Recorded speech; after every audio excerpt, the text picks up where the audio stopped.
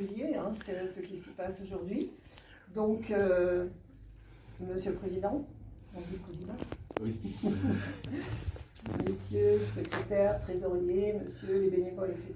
Monsieur Pérez, nous avons eu l'occasion de nous rencontrer à plusieurs reprises. Nous avons fait connaissance il y a quelques mois, gentiment, à la Maison des Associations. Les compagnons, Monique Brousset, trésorière adjointe, Patrick Hérault, notre secrétaire webmaster, et Franck Hogard, vice-président, et moi-même, donc présidente de l'ONM des Hautes-Pyrénées. Donc c'est la situation, je dirais, qui me perturbe un peu, cette guerre. J'aime pas prononcer ce mot, mais parce que ça existe en Ukraine. Et donc la Croix-Rouge, vous êtes investi immédiatement dans la démarche d'aide et d'accompagnement, enfin, de vos activités honorables et tellement importantes. Donc nous sommes liés par une convention nationale, la Croix-Rouge et l'Ordre national du mérite. C'est une convention qui rejoint nos valeurs de solidarité, de civisme et de citoyenneté.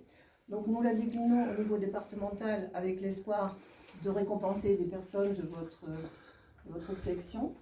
Et puis, bien sûr, qu'il nous a paru complètement important et urgent de se joindre à vous pour apporter notre soutien à cette situation de l'Ukraine, etc.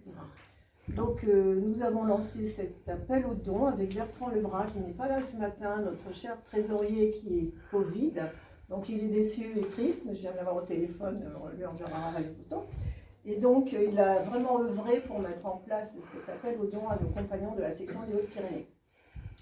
Donc en fait ça a fonctionné. Et c'est avec. Alors il y a des compagnons qui ont contribué directement à notre section et d'autres compagnons qui sont passés par notre site national.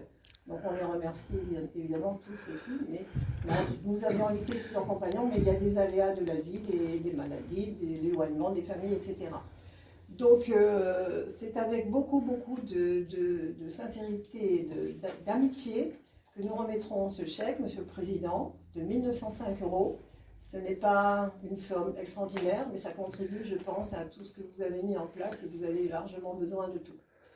Donc, c'est financier. Qu'est-ce que je peux dire de plus? Mes compagnons, vous voulez ajouter quelque chose? Messieurs, dames de l'Ordre national du mérite et chers collègues de la Croix-Rouge, moi aussi, c'est vraiment un grand merci que j'adresse à tous les membres de l'Ordre national du mérite pour avoir organisé cette collecte. C'est vrai qu'on vit une période actuellement difficile et la Croix-Rouge a été impliquée dès le début de ce conflit pour venir en aide aux Ukrainiens. Nous avons reçu plusieurs épisodes des gens provenance d'Ukraine, essentiellement des femmes et des enfants. Actuellement, je parle sous contrôle de Serge Pérez, c'est lui qui est le responsable au niveau départemental de l'action sociale de la Croix-Rouge, et donc c'est lui qui est plus particulièrement en lien avec les autorités qui gèrent les Ukrainiens. Nous sommes actuellement à 189 personnes recensées sur le département. C'est le chiffre d'il y a quelques jours. Voilà. Donc ce sont des personnes à qui nous venons en aide essentiellement ici sur le plan local au niveau matériel et surtout alimentaire, puisque beaucoup d'Ukrainiens viennent tous les matins à l'antenne de Tarbes que dirige Serge chercher des produits alimentaires.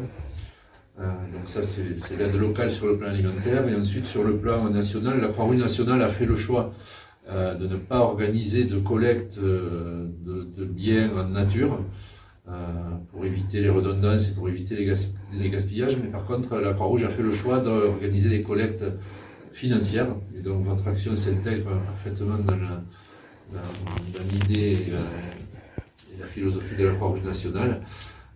Donc des collectes financières voilà, que l'on transmet directement en Ukraine et en collaboration avec des associations là-bas locales.